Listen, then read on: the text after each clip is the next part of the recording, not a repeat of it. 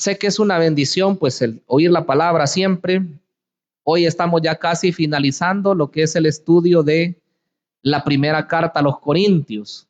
Primeramente Dios, pues en la siguiente entrega finalizamos esta primera carta. Leemos del versículo 1 en adelante, 1 Corintios 16, 1. En cuanto a la ofrenda para los santos, hagan ustedes también de la misma manera que ordené a las iglesias de Galacia. El primer día de la semana, cada uno de ustedes guarde algo en su casa, atesorando en proporción a cómo esté prosperando, para que cuando yo llegue no haya entonces que levantar ofrendas. Cuando yo esté allí, enviaré a los que ustedes aprueben por cartas para llevar su donativo a Jerusalén. Y si conviene que yo también vaya, ellos irán conmigo. Iré pues cuando haya pasado por Macedonia, porque por Macedonia he de pasar. Puede ser que me quede con ustedes o que hasta pase allí el invierno, para que luego ustedes me encaminen a donde debo ir, porque ahora no quiero verlos de paso, sino que espero quedarme algún tiempo con ustedes, si el Señor lo permite. Pero me quedaré en Éfeso hasta Pentecostés, porque se me ha abierto una puerta grande y eficaz, y hay muchos adversarios. Si llega Timoteo, miren que esté con ustedes sin temor, porque él trabaja en la obra del Señor igual que yo. Por tanto, nadie le tenga en poco, más bien encamínenlo en paz para que venga a mí, porque lo espero con los hermanos. Acerca del hermano Apolos, le animé mucho a que fuera a ustedes con los hermanos, pero de ninguna manera había voluntad para ir ahora. Sin embargo, irá cuando tenga oportunidad. Padre que estás en los cielos, te honramos, te exaltamos, te bendecimos. Mi Rey, mi Señor, queremos bendecir tu nombre, queremos exaltarte, Señor, y te pedimos a la vez que tu palabra, Señor, pueda venir a nuestra vida, que tu buena palabra, Señor, pueda hacer una obra perfecta en nuestras vidas. Te honramos, te exaltamos en esta noche. Abrimos el corazón, pues queremos, Señor, ser instruidos. Queremos ser llenos de tu Espíritu Santo, Señor. Que seas tú ministrando, Señor, en este lugar. Oramos también por aquellos que nos van a ver a través de las redes sociales. Que tu palabra, Señor, puede impactar su vida de una manera muy, pero muy especial. Mi Dios, estamos bajo tu completo cuidado. Honramos y exaltamos tu poderoso nombre. En Cristo Jesús. Amén. Y todos decimos amén. Gloria a Dios. El tema de hoy es la ofrenda para los santos. La ofrenda para los santos. Cuando vemos esta carta a los Corintios, ya que estamos finalizando, es bueno recordar algo que decíamos al principio del estudio. Si recordamos, decíamos que la carta a los Corintios, la primera carta a los Corintios, es el documento pastoral más extenso que hay en el Nuevo Testamento. Y dirán algunos, los que tengan conocimiento de lo que es Primera Timoteo, Segunda Timoteo y la carta a Tito. Y eso es una verdad, porque fueron cartas enviadas directamente a pastores para que ellos pues instruyeran a la iglesia, para que ellos pudieran incluso establecer líderes en las iglesias. Pero hablando acerca del trabajo que se hace en una iglesia, me refiero a las congregaciones locales, al trabajo que se tiene que hacer de todo lo que como líderes, ¿verdad? Se tiene que establecer la enseñanza que se tiene que dar, los líderes que se tienen que establecer, hablando de la solución de problemas diversos que se dan en las congregaciones, ninguna carta como la carta primera a los Corintios. Hemos venido viendo que hay temas diversos, temas variados, y decíamos que esta carta pues se divide en dos secciones grandes y principales. La primera pues hablaba acerca de lo que Pablo estaba hablando acerca de los problemas que se estaban dando en ese lugar. Pues aunque era una iglesia que la Biblia dice que tenían el ejercicio de todos los dones espirituales, también dice que era una iglesia carnal. Por lo tanto, habían dificultades entre ellos, habían muchos problemas que se estaban dando. Y toda la primera sección, pues habla acerca de los problemas que allí habían. Pero luego, en la segunda parte de la carta, encontramos que hay respuestas a las preguntas que los corintios les habían hecho. Porque se dice que los corintios habían escrito una carta y se la habían enviado al apóstol Pablo. Esa carta el apóstol la recibe, la lee, y claro, de esa no hay constancia, ¿verdad? En los escritos canónicos o escritos sagrados. Pero Pablo lee esa carta y lo que él hace en esta primera carta a los corintios es responder a esas preguntas que ellos habían hecho. Y es así como hemos visto diversos tipos de problemas, ¿verdad? Que habían ahí y tenían que ser resueltos. Problemas como el atavío de la mujer, problemas como los dones espirituales, problemas como la misma resurrección de los muertos, que es lo más reciente que hemos estado viendo. Así que habían cuestiones, ¿verdad? De preguntas que ellos habían hecho. Y Pablo comienza a responder despacio, ¿verdad? Y con gran amplitud, por cierto. Porque Pablo se esmera en que ellos queden muy claros en cuanto a lo que es la voluntad de Dios. Al llegar al final de esta enseñanza, nos damos cuenta que el último tema tratado es lo referente a la ofrenda para los santos. Y valga decir, ¿verdad? Porque sé que nos ven personas acá que quizás no sean todavía pueblo de Dios, no han entregado su vida a Jesús. Valga decir que cuando la Biblia habla de los santos, no se está refiriendo a lo que la religión tradicional considera como santos, ¿verdad? Sino que estamos hablando de la ofrenda para los creyentes que habían empobrecido en aquel tiempo en la iglesia de Jerusalén. Esos eran los santos, como vamos a ver en breve. Entonces, en el mensaje de hoy yo quiero que veamos tres aspectos importantes. El primero de ellos es la ofrenda en sí para los santos. Y veamos que Pablo da instrucciones para ello. Dice, en cuanto a la ofrenda para los santos, hagan ustedes también de la misma manera que ordené en las iglesias de Galacia. Se dice que esta carta el apóstol Pablo la escribe en su tercer viaje misionero. Estaba él en la ciudad de Éfeso y estando en ese lugar, él decide, ¿verdad? Por dirección del Espíritu Santo, el poder hacer una colecta, no solamente en esa región, y este es uno de ellos. Esta carta se escribe allá por el año 56 después de Cristo, se cree. Y él estaba en la ciudad de Éfeso. Pero algunos pasajes que vamos a ver en breve, dice que tanto a la región llamada Acaya, a la cual pertenecía Corinto, y también la región llamada Macedonia, que era más, donde hoy pues es Europa, se dice que todas esas iglesias estaban colaborando para poder ayudar a los hermanos que habían empobrecido en la iglesia de Jerusalén. Como vemos, es un tema bastante de altruismo, es un tema bastante práctico. Yo creo que el tema de hoy no es así como algunos quisieran, ¿verdad? Doctrinal o incluso algo que venga como que la resolución de tus problemas. No, no es así. Hoy es un tema netamente práctico y que las iglesias debemos aprender mucho, por cierto, acerca de esto. Si recordamos el último versículo del capítulo 15, dice el 58, así que hermanos míos amados, estén firmes y constantes, abundando siempre en la obra del Señor, sabiendo que su arduo trabajo en el Señor no es en vano. Y se acuerdan que cerramos con eso el último mensaje. Dice, su trabajo en el Señor no es en vano.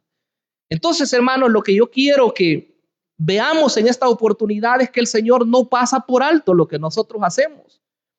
Usted dirá, bueno, yo voy a la iglesia, regreso, yo pues venimos a adorar su nombre y venimos a aprender de la palabra de Dios. Pero esto es como un entrenamiento, ¿verdad? Que Dios nos da a cada uno de nosotros. Siempre que oímos su palabra es para ser instruidos, es para ser edificados. Entonces, lo que Dios quiere es que nosotros llevemos a la práctica lo que nosotros oímos. ¿Cuántos mensajes habremos oído hasta el día de hoy en lo que va del año 2025? Bueno, si usted se ha congregado regularmente, esta iglesia está abierta los 365 días del año.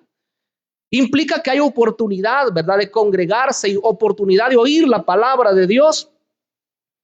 Cuando Pablo les escribe a ellos y les dice, en cuanto a la ofrenda para los santos, hagan ustedes también de la misma manera que ordené a las iglesias de Galacia.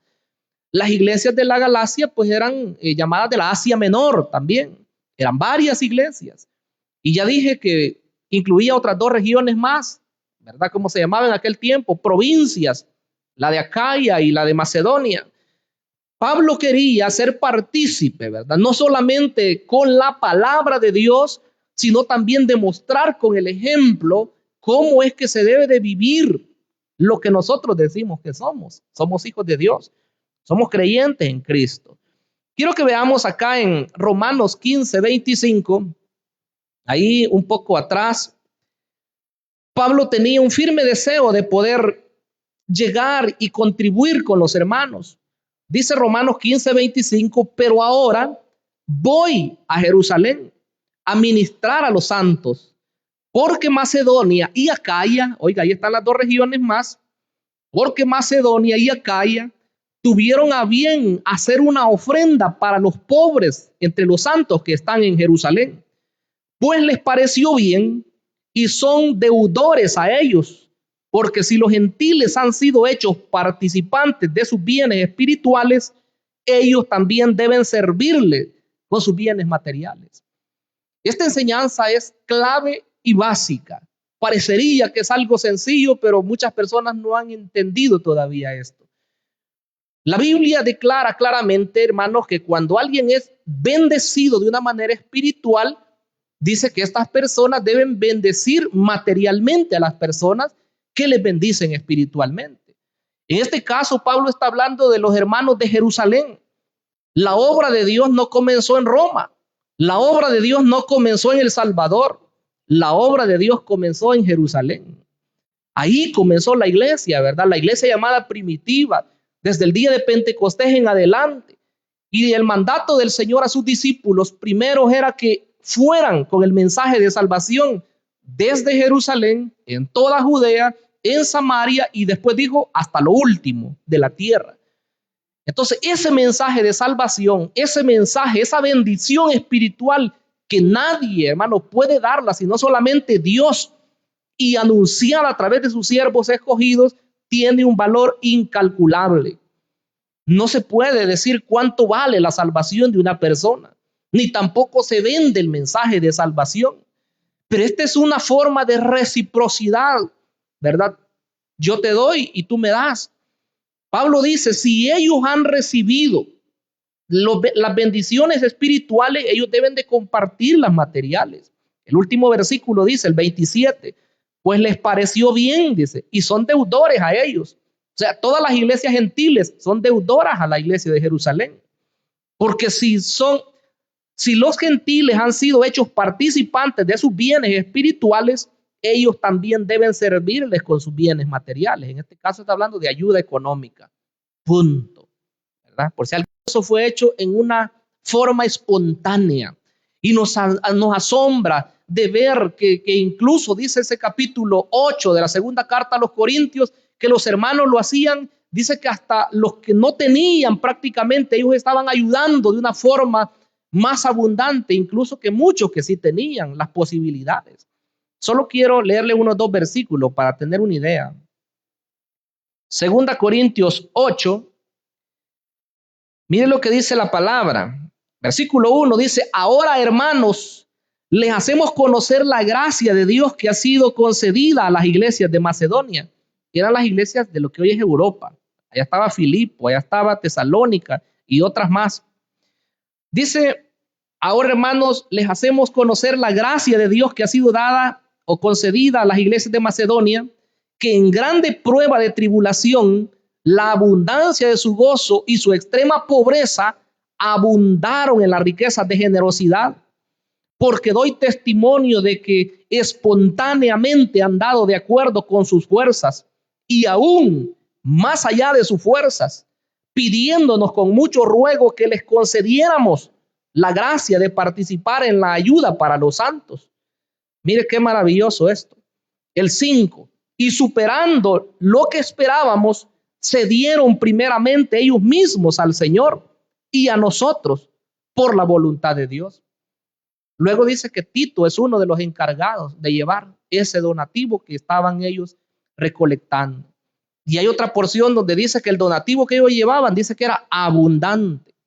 O sea, era algo que los hermanos habían destinado para ayudar a las personas que estaban en gran pobreza.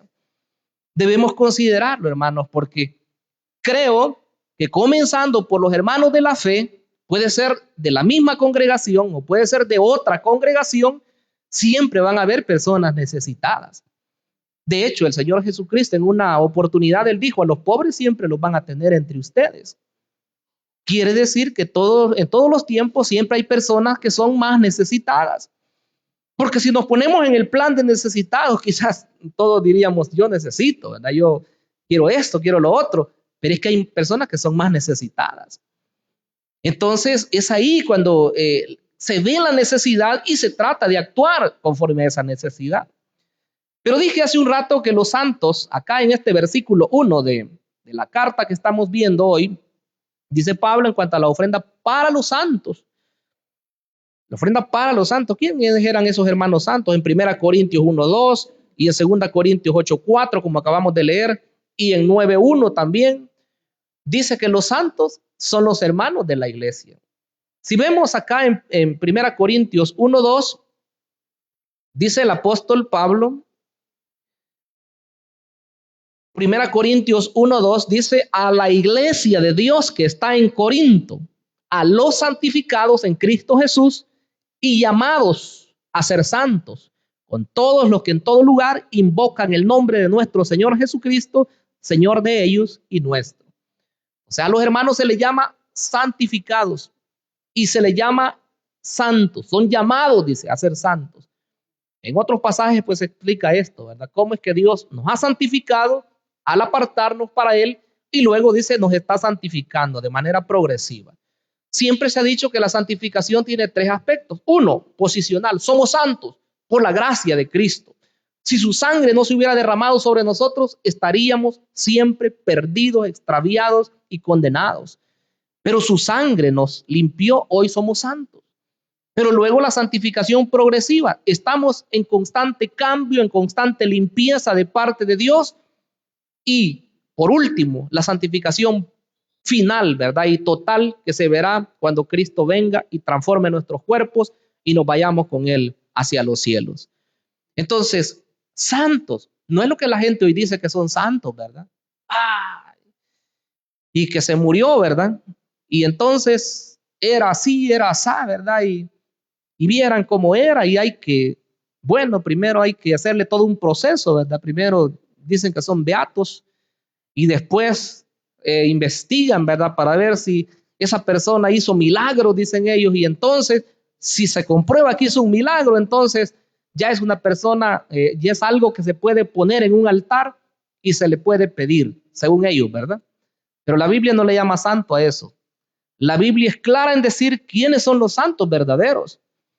Es más, ninguna persona, por muy buena que haya sido, un creyente o una mujer creyente, y se murió, la Biblia no dice que nosotros debemos pedirle a esa persona. Nada que ver, ¿verdad? Entonces las personas se confunden porque no leen la Escritura. Pero sigue diciendo el apóstol que esa ofrenda dice que debe ser recogida de esta manera, el primer día de la semana. Cada uno de ustedes, dice, guarde algo en su casa, dice esta versión actualizada, atesorando en proporción a cómo esté prosperando, para que cuando yo llegue no haya entonces que levantar ofrendas. Otras versiones, ¿verdad?, recientes, como la Nueva Traducción Viviente, la NBI, o la Palabra de Dios para Todos, dicen el día domingo, el primer día de la semana, que es el día domingo, ¿verdad? Dice que deben de recoger algo. Recojan algo, dice, de lo que ganaron en la semana, dice una de esas versiones. ¿Qué quiere decir? Cuando hay disposición, la persona se prepara, ¿verdad? Dice, vamos a hacer tal cosa o vamos a ayudar a tal persona. Entonces se prepara, ¿verdad? Dice, vamos a apartar esto. Y me llama la atención que dice, conforme haya prosperado. Qué bendición, ¿verdad? Porque implica que la ayuda para las personas necesitadas va a llegar primero. Y segundo, pues que no va a ser lo mismo la ayuda de una persona que es viuda, ¿verdad? Que muchas veces son las personas que ayudan, pero la ayuda de una persona que tiene mucho más recursos, por supuesto que va a ser más abundante. Eso es lo que dice la Escritura. Tanto en el Nuevo Testamento como en el Antiguo siempre funcionó así, ¿verdad? Cuando hablaba acerca de lo que eran los impuestos, decía la Escritura que del que tiene poco vas a tomar poco y del que tiene mucho vas a tomar mucho. Eso le dijo el Señor a Moisés. Entonces vea que dice conforme la persona haya prosperado. Y ese fue el mandato que se le dio. Ahora, en el siguiente versículo, en el versículo 3, dice que esto que ellos estaban haciendo debía ser muy bien canalizado. Dice el versículo 3, cuando yo esté allí, enviaré a los que ustedes aprueben por cartas para llevar su donativo a Jerusalén. Y si conviene que yo también vaya, ellos irán conmigo. Entonces Pablo dice, lo que yo quiero es que estos hermanos sean bendecidos. Y ustedes van a designar quiénes son los que van a ir con ese donativo a Jerusalén. Escriban una carta, dice, pongan los nombres, ¿verdad? Para que quede constancia. Y cuando vemos en la segunda carta, capítulo 8, versículo 16, se llevó a cabo esto. Dice incluso el 8:6, de manera que exhortamos a Tito, para que así como ya había comenzado, también llevara a cabo esta gracia entre ustedes. Tito era como el enviado de Pablo. Pero vea lo que dice el versículo 16. Gracias a Dios que puso en el corazón de Tito la misma solicitud por ustedes. Pues él a la verdad aceptó la exhortación, pero siendo también muy solícito de su propia iniciativa, partió hacia ustedes. Y enviamos juntamente con él al hermano, cuyo renombre en el evangelio se oye en todas las iglesias. Mire, ahí iba Tito, enviado de Pablo, pero iba otro hermano que era de parte de las iglesias, era conocido por ellos. Pero allá en el versículo número 22 dice, y enviamos con ellos a nuestro hermano, cuya diligencia hemos comprobado muchas veces, pero ahora mucho más por la mucha confianza que tiene en ustedes. Y luego sigue halagando a Tito, ¿verdad? Que era un hombre servicial, que era una persona de confianza, que era una persona que podía representar al mismo apóstol, como lo dice en el caso de Timoteo. Entonces, las cosas, el apóstol Pablo trataba de hacerlas con transparencia para que las personas vieran la forma como él estaba trabajando. Al pasar a la parte segunda del mensaje, vemos los planes que Pablo tenía en cuanto a su ministerio. Habiendo aclarado la parte de lo que él andaba haciendo, ¿verdad? Para llevar esto a Jerusalén, ahora él dice qué es lo que espera en el Señor. En el versículo 5 dice, iré a ustedes cuando haya pasado por Macedonia, porque por Macedonia he de pasar. Puede ser que me quede con ustedes o que hasta que pase allí el invierno, para que luego ustedes me encaminen para donde debo de ir. Esta carta, decíamos que Pablo le escribe desde Éfeso, pero él está trazando una ruta. Se dice que él estaba queriendo pasar por un lugar al norte, ¿verdad? Una ruta terrestre que había al norte, rodeando, se dice, el mar Egeo. Y él llegar, ¿verdad? Hasta donde los hermanos corintios de nuevo. Sin embargo, él no quería llegar en ese mismo momento, sino que él dice, yo estoy planeando llegar a ustedes, pero quedarme más tiempo. Quizás pase todo un invierno, dice él. Y se dice que después de la ciudad de Éfeso o de la iglesia de Éfeso, como lo hemos dicho ya en otras oportunidades, la ciudad de Corinto o la iglesia de Corinto fue la iglesia donde Pablo estuvo más tiempo. Porque Pablo fundaba las iglesias y luego establecía pastores y se iba él para otro lugar. Pero estas iglesias fueron muy bendecidas por él.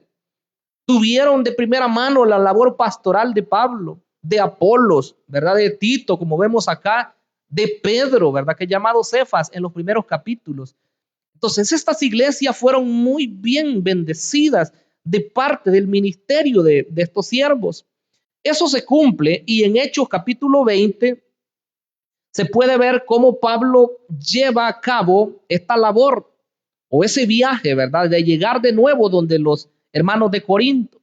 Dice Hechos 21, después de cesar el disturbio, lo que había pasado allá en la ciudad de Éfeso, dice, después de cesar el disturbio, Pablo mandó a llamar a los discípulos y habiéndoles exhortado, se despidió y salió para ir a Macedonia. Recorrió aquellas regiones exhortándoles con abundancia de palabras y luego llegó a Grecia para ir a Corinto. Entonces Pablo cumple con lo que él estaba previendo, con lo que él estaba diciendo que iba a hacer.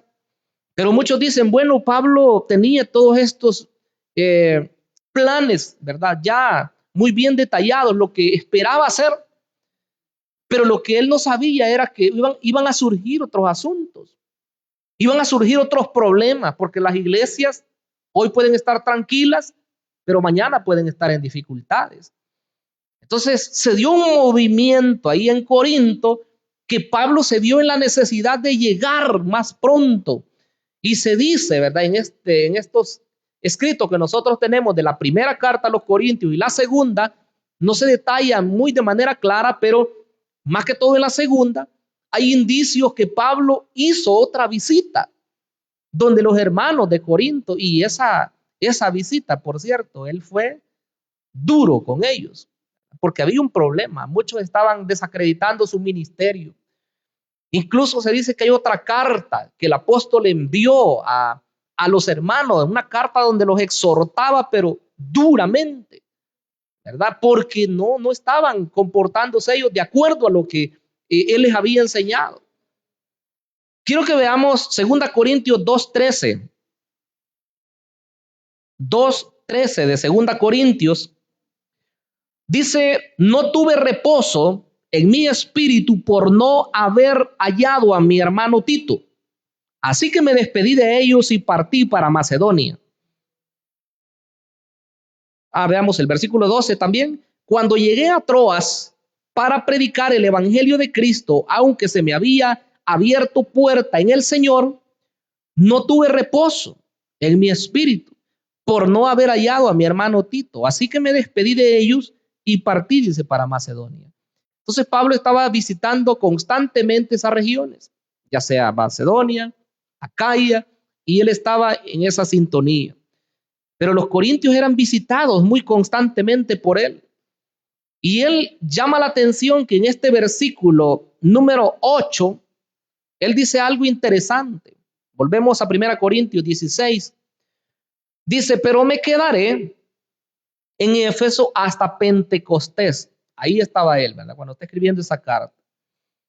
Porque se me ha abierto una puerta grande y eficaz y hay muchos adversarios. Miren lo que Pablo está diciendo. Yo quiero ir donde ustedes, corintios. Yo me quiero quedar incluso más tiempo, pero por el momento me voy a quedar acá hasta Pentecostés, una fiesta importante. Y considerando que habían ya mucho pueblo de Dios, muchos hermanos en ese lugar, de seguro la fiesta iba a ser muy bonita, ¿verdad? Y Pablo dice, yo quiero estar aquí en Éfeso. En Éfeso se dice que ministró durante 3 largos años el apóstol, una iglesia muy amorosa, una iglesia muy instruida también. Y dice Pablo, aquí me voy a quedar. Y llama la atención que dice, se ha abierto acá porque se me ha abierto una puerta grande y eficaz. ¿Sabe de qué está hablando Pablo? El Señor le estaba abriendo puertas a la predicación de la palabra. Porque Pablo se esforzaba, es más, él decía, hermanos, oren por mí. Hermanos, que cuando yo hable la palabra de Dios sea dada con gracia, decía él. Que sea una palabra sazonada con sal, decía el apóstol Pablo. El deseo de él era que muchas personas se convirtieran a Cristo al oír el mensaje de la palabra del Señor.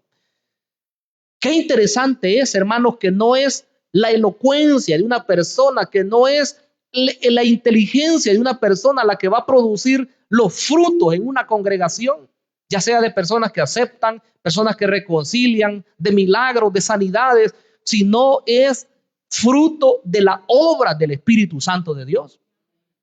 ¿Verdad? Nosotros insignificantes somos. ¿Verdad? Somos personas de carne y hueso, con muchos errores, al igual que todos los demás, pero la realidad es que en nosotros hay un poder que ha sido dado, el cual es el Espíritu Santo de Dios, y dice la palabra que ese poder que hay en nosotros es un tesoro maravilloso. Nos ha sido confiado el evangelio, nos ha sido confiada las riquezas que Dios ha declarado a su pueblo, y mediante el Espíritu Santo, hermanos, hoy, aunque parezcamos insignificantes, aunque parezcamos igual que todas las demás personas, somos una iglesia triunfante. Somos la iglesia de Jesucristo, que llevamos el pregón del evangelio por diferentes lugares. Bendito sea el nombre maravilloso del Señor. Entonces, el mensaje es el que impacta. Pablo dice, aquí se me ha abierto una gran puerta.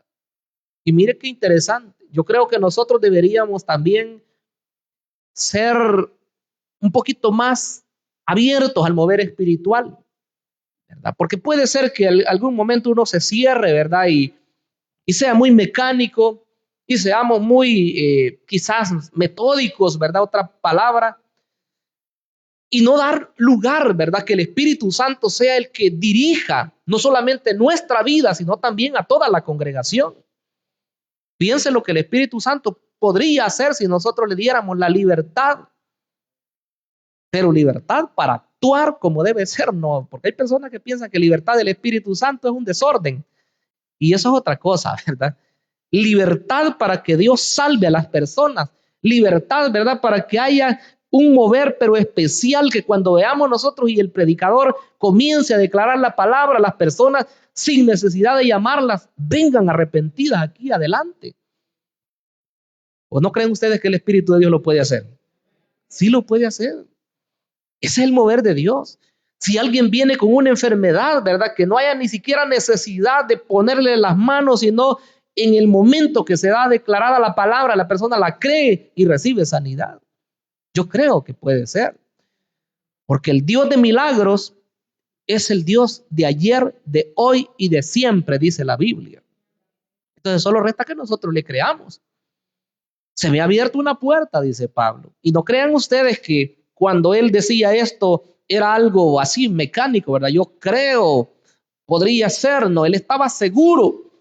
Y en muchas oportunidades estuvo claro que mediante sueños o mediante visiones o mediante palabras que venían a su corazón, el Espíritu de Dios le aseguraba lo que estaba ocurriendo. O sea, la guianza del Espíritu Santo no es algo tan mecánico, ¿verdad? O decir, Dios solamente actúa de esta manera. Dios actúa de muchas maneras, hermanos. Eso es una realidad.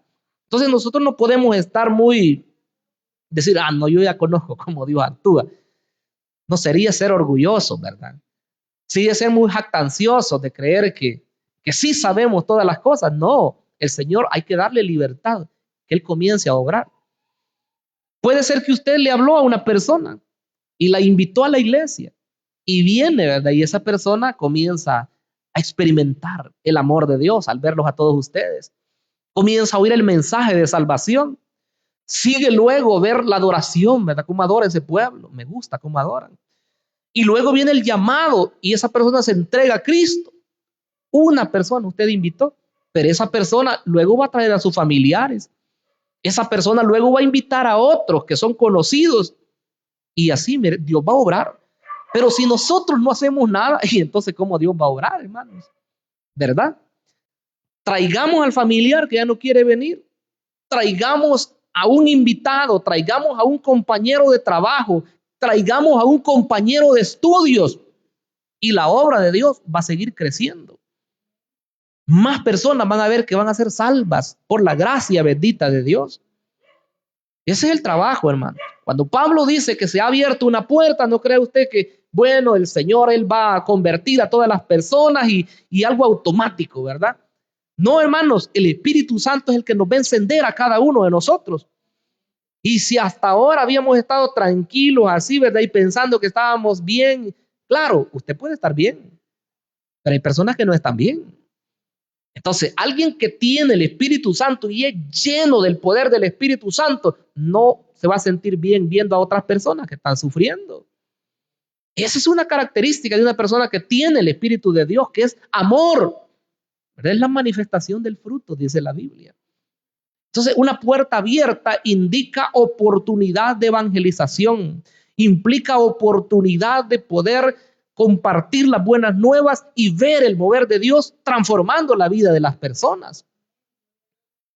Entonces, cuando Pablo mira eso, dice, no, yo me quedo en Éfeso. Después lo voy a llegar a ver. Aquí voy a estar.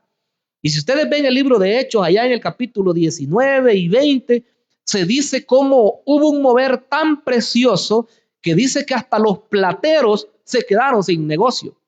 Los plateros hacían, dice, templecitos a la diosa Diana, que era la diosa de ahí, el ídolo, ¿verdad? Y dice que cuando vieron que Pablo predicaba el mensaje de salvación, se convertían hasta los brujos, así literalmente. Y dice que traían sus libros de magia y dice que los llevaban. Y en la plaza de la ciudad dice que se hizo un montón y calcularon el precio y salió una gran cantidad de dinero de esos libros y le dieron fuego. Y dice que todos se convertían. Y entonces vino el problema para los apóstoles. Se juntaron todos los negociantes, ¿verdad? Hacedores de ídolos y dijeron, este negocio de nosotros puede hacer que se venga la quiebra, dijeron. ¿Verdad? Porque donde el evangelio llega, hermanos, rompe con todas las tradiciones. Donde el evangelio, pero el evangelio de verdad llega, la gente sale de la ignorancia. Esa es una característica del evangelio. A las personas no se les predica mentiras, se les predica la verdad del evangelio de Dios. Entonces todos estaban ahí y dijeron, bueno, ¿aquí qué pasa? Y agarraron a los apóstoles y los llevaron de presentaciones. El que no, ya tranquilo, hasta dormido. Va, viene, no habla de Cristo, no evangeliza a nadie. Hermanos, sin el afán de menospreciar a nadie, pero hay movimientos en los cuales dicen tener mucho poder de Dios, pero no evangelizan a nadie. Es más, no saludan a las personas. Y eso no debe ser así. Nosotros debemos ser creyentes y lo hemos predicado siempre, que hablamos a todo el mundo, creyentes y no creyentes, porque el amor de Dios se demuestra, no se dice solamente. Entonces, si somos llenos del amor de Dios, usted va a ser la persona amable, ¿verdad? Y saluda a todas las personas. Buenos días, buenas tardes, ¿qué tal? ¿Cómo le va? ¿Cómo está? Pero si es una persona que va ahí, ¿verdad? Y lo miran con su gran boca ahí, ¿verdad? Pues ni qué le pasó al hermano, ¿verdad? A ver qué le han hecho hoy. Ya se peleó con la esposa, ¿verdad? O a la hermana quizás no le dieron hoy su ayuda, ¿verdad? Del mes o algo. No, hermanos, el Señor quiere que nosotros seamos personas amables, con gozo, dice la Biblia, ¿verdad? El gozo de Dios debe estar en el creyente. Entonces hay adversarios, hay personas que se oponen.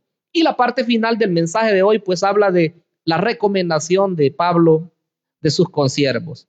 Miren lo que dice el versículo 10.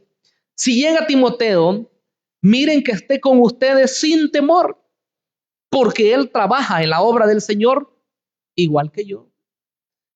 Me encanta eso, porque Pablo no está diciendo, yo soy el apóstol, ¿verdad? Y pues a mí me pueden recibir bien. Y ahí les envío un verdadero hijo en la fe. Él es mi amado hijo, dijo en las cartas. Solo léase usted en su casa las introducciones a 1 Timoteo y a 2 Timoteo. Él dice, mi amado hijo, verdadero hijo. Cuando lo encontró, acababa de convertirse a Cristo. Pablo lo formó en el evangelio. Él lo instruyó, es otra palabra.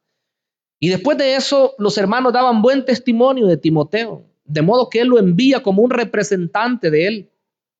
En esta primera carta, siempre en el capítulo 4, versículo 17, dice, por esto les he enviado a Timoteo, quien es mi hijo amado. Oiga, qué palabra más preciosa de un apóstol para su siervo. Como que un pastor hoy diga así de usted, o un pastor, en el caso mío, un pastor de los que están arriba de mí dijera eso. Miren lo que dice, 4:17, 1 Corintios. Por esto les he enviado a Timoteo, quien es mi hijo amado y fiel en el Señor, el cual les hará recordar mi proceder en Cristo Jesús, tal como lo enseño por todas partes, en todas las iglesias. Versículo 11, por tanto, dice, nadie le tenga en poco. Recordemos que Timoteo, por ser joven, era menospreciado. Y en su carta le dice, la primera, ninguno tenga en poco tu juventud, le dice. Timoteo, portate serio. Entonces acá dice, por tanto, nadie le tenga en poco. Más bien encamínenlo en paz para que venga a mí, porque lo espero con los hermanos.